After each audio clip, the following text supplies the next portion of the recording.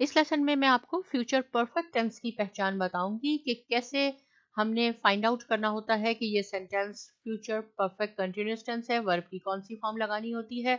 देखिए, वो हमारे सेंटेंसेस जो हम नॉर्मली अपनी लैंग्वेज में, उर्दू में, हिंदी में बोलते हैं और जो खत्म होते हैं चुके होंगे। जैसे हम खेल चुके होंगे, वो जा चुका होगा, इसलिए मैंने यहाँ पे ये एग्जाम्पल भी कुछ लिख दिए हैं। मैं पढ़ चुका होगा, चुका होगा या लिया होगा, मैंने पढ़ लिया होगा। उसने चाय पी ली होगी या वो चाय पी चुकी होगी।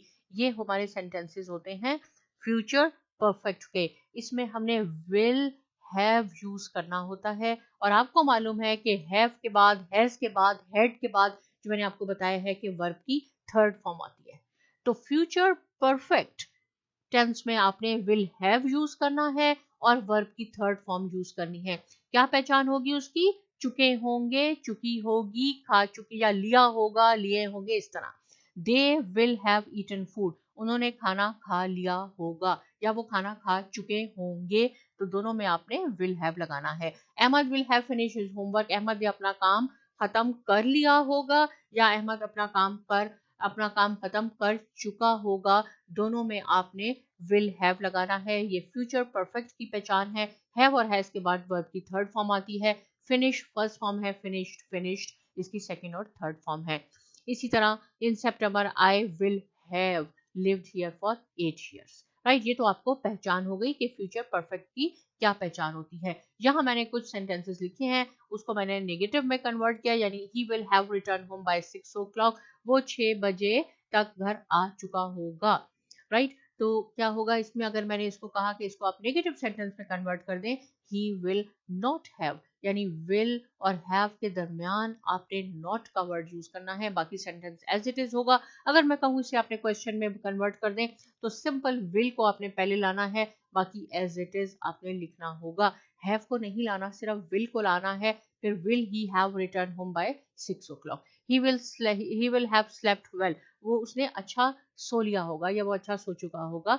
तो इसको नेगेटिव में he will not have slept well, well will he slept well, और हैव के बाद आपने हमेशा याद रखें ग्रामर में थर्ड फॉर्म आएगी वर्ब की।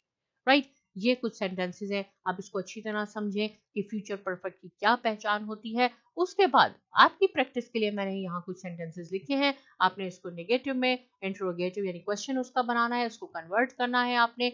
अगर आपने नेगेटिव बनाना है, विल और हैव के दरमियान आपने नॉट लगाना है। इसको क्वेश्चन में कन्वर्ट करना है तो सिर्फ विल पहले आएगा, राइट, और ही का एज आपने स्मॉल कर देना है। ये आपने इसकी प्रैक्टिस करनी है। कॉपी पेंसिल भी लिखें, जब खुद काम करेंगे तो आप ज्यादा सीखेंगे। सुनने से आपको 50% आएगा, इन्वॉल्व होने से आप 100% सीख चुकेंगे।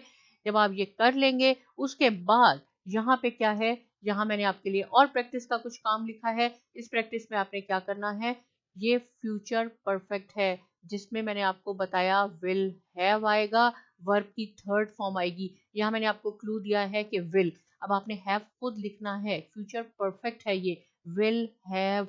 यहाँ ईट मैंने आपको फर्स्ट फॉर्म दिया है, आपने इसकी थर्ड फॉर्म बना के लिखनी है। अब आप कहेंगे कि ये नॉट क्यों मैंने लिख दिया, इसलिए कि ये नेगेटिव सेंटेंस आपने बनाना है। आई विल कैसे लिखेंगे, आपने इसको खुद बनाना है नेगेटिव में। Raj will dash, right, not run, ये भी नेगेटिव है। विल यहाँ मैंने लिख दिया है, आपने इसको कंप्लीट करना है।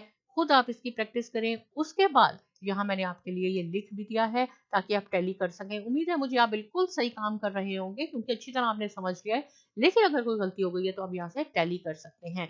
और वही एग्जाम्पल जो मैंने आपको पहले दिखाई थी, ये मैंने यहाँ पे कुछ सेंटेंसेस लिखे हैं, इसको मैं पढ़ भी देती हूँ। एक एक सेंटेंस की आपने इंग्लिश में ट्रांसलेशन करनी है।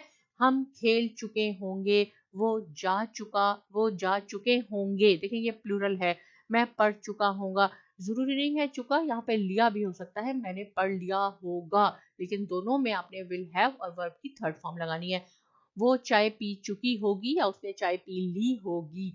हम मिठाइयाँ नहीं खा चुके होंगे, वो चावल नहीं खा चुकी होगी, क्या वो घर जा चुका होगा। आपने इसकी इंग्लिश में ट्रांसलेशन करनी है। जब आप कर ले तो अपने काम को यहाँ आप टैली कर सकते हैं। कोई मिस्टेक हो गई है आप यहाँ से देख सकते हैं, मैंने इसकी इंग्लिश में ट्रांसलेशन भी आपके लिए कर दी है। राइट, यहाँ से एक चीज में, ओके, सही है। राइट। अब आप इसको आप टैली भी कर सकते हैं। इसके बाद आपने क्या करना है, इसके बाद आपने साइमा अकेडमी को सब्सक्राइब करना है, लाइक करना है, बेल आइकन पे जरूर क्लिक करें ताकि नेक्स्ट वीडियो आप फौरन देख सकें। और बहुत शुक्रिया।